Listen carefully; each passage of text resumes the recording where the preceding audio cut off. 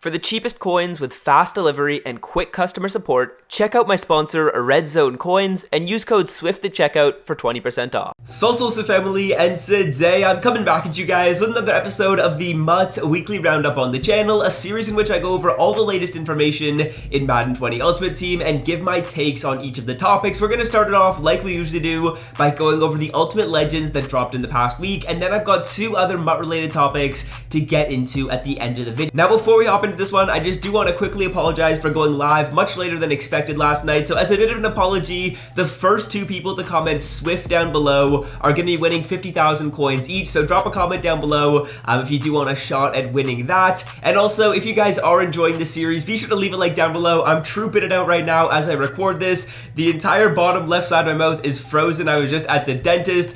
So hopefully it doesn't look too weird, and hopefully I don't sound too weird, and hopefully I don't bite my tongue off while I record this video. But let's start it off like we usually do by going over last week's Ultimate Legends, and we'll start it off with the most anticipated Ultimate Legend I think we've gotten so far in Madden 20, and that is going to be Sean Taylor's 99 overall Ultimate Legend card, who right now is quite expensive but has some absolutely glitchy stats. So let's hop into the card and let's see what is on the back of it, because this card, I'm going to be honest with you guys, is one of the best players in the game right now. He honestly could be the best free safety. I don't know if he's better than Calvin, but let's firstly take a look at the stats. He's selling for about 1.5 mil on PS4, 97 speed, 97 acceleration, 92 tackle, 94 play rec, 97 pursuit, 86 man, 96 zone, and 99 hit. So the speed, acceleration are perfect. The zone and hit power are incredible, and he also is going to have really high agility, which is also decently important. Some pretty good strength, 82 catching, which is pretty nice. Let's take a look at the spectacular catch right here as well,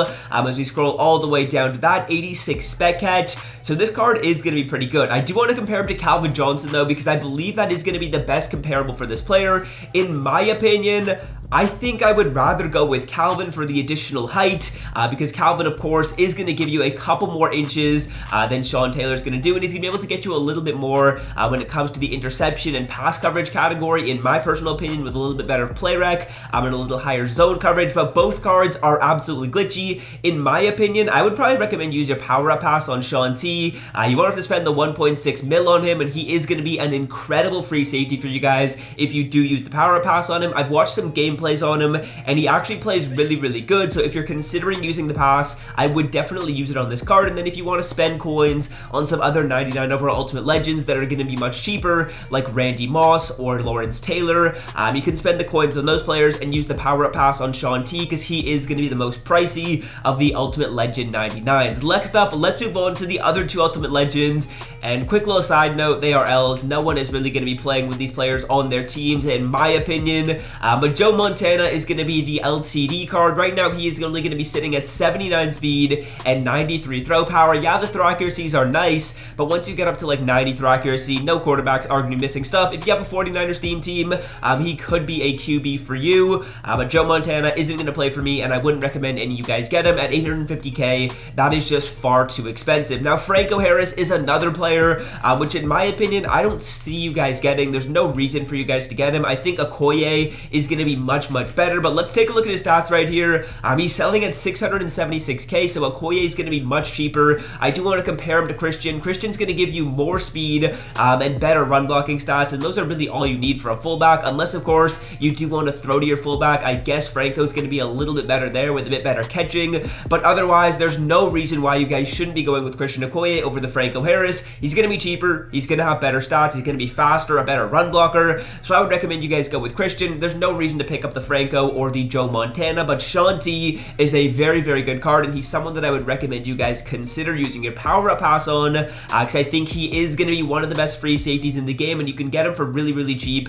if you just use your power-up pass on him, so definitely a good option if you want to do that. Next up, let's move on to talk about a couple of other MUT-related topics, which EA has been really selling the bag on. So the first one is going to be pack prices and pack odds right now. Other than fan appreciation packs, none of these packs have been touched in about 2 or 3 months. They haven't updated the prices and they haven't updated the odds. I know the actual CC and Gutfox have really been talking about this quite a bit on their channel, and I just wanted to chime in here to let you guys know that these Ultimate Legend packs are probably the biggest ripoff in the game right now. 180,000 coins for an 8.8% chance at pulling a 97 plus player is just blasphemous. You're gonna lose coins every single time you open up these packs. EA could switch the prices of these to like 75k and it would be pretty fair. It can't take very long to update the prices of their packs. I mean, they were able to update the prices of the alternate uniforms right here, or the Ultimate Uniform Fantasy Pack, very easily. Why can't they just update the prices of these Ultimate Legend packs?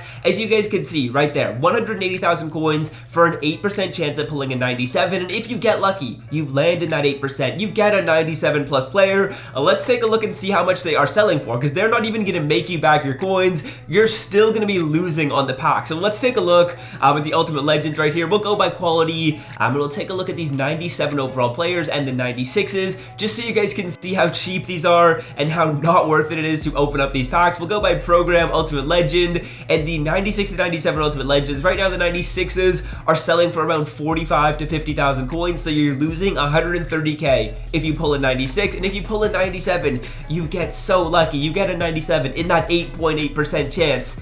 You're still losing 120,000 coins. Let's say you pull a 98 and get super lucky, you're still going to be losing coins. 98s are selling for around 100,000 coins, so you're still losing 80k. Even if you pull a 99 overall Ultimate Legend card, Michael Vick, you're losing 50,000 coins. There's literally about 4 or 5 cards in the game which are actually going to make you coins off of these packs, so they're just totally not worth it. The odds are absolutely terrible right now. Do not touch these packs. The same thing goes for these clutch packs right here, and the All-Pro packs, to be honest with you guys. Let's just take a look at them.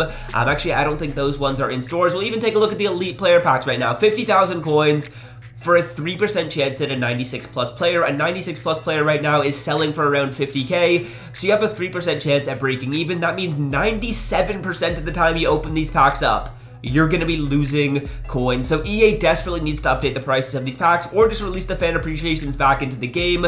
Those were super fun to do, but I think it would honestly be beneficial if they do change the price of these packs. The fan appreciation packs were a little bit too glitchy. Those absolutely drove the market down, but right now the market is increasing, I think, a little bit too much at this stage of the game, so I would definitely recommend that they reduce the prices of these packs. So yeah, that's my opinion when it comes to pack odds. And the last little topic that I want to talk about in today's video is whether EA actually cares about this game anymore. I'm actually curious if we're going to be getting any more content. I've been watching some other YouTubers who talk about this, and a lot of people had a very similar consensus that I don't even know if we're going to be getting a promo in the rest of Madden 20, and in my opinion, that is a damn shame. I believe this was the most popular Madden for EA in a lot of metrics, whether it was game sales, whether it was amount of hours spent, whether it was amount of players playing.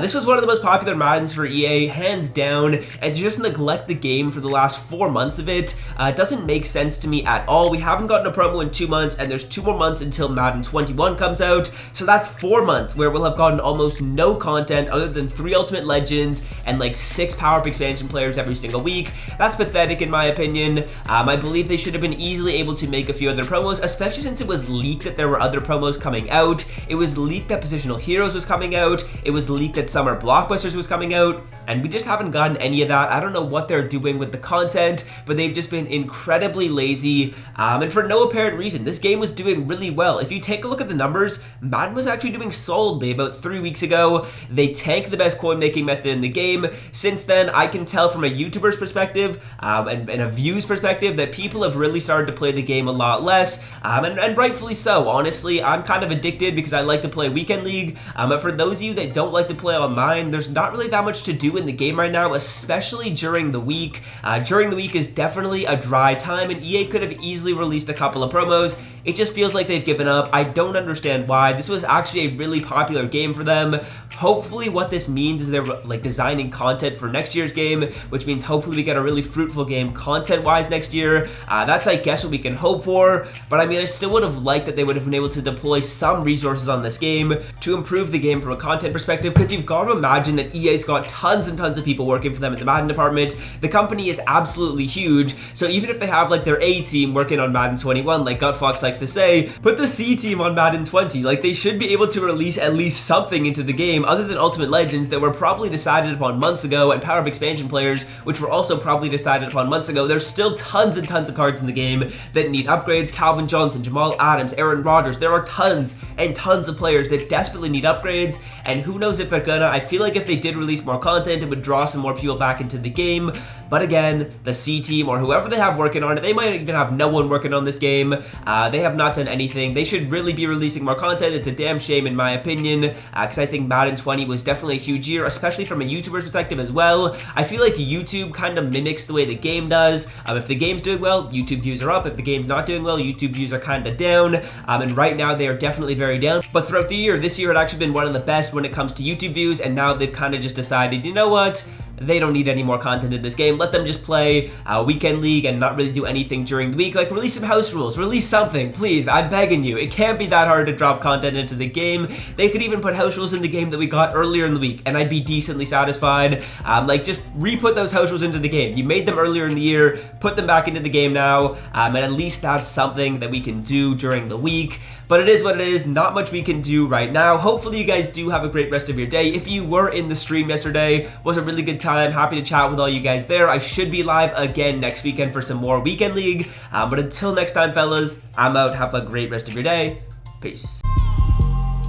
So,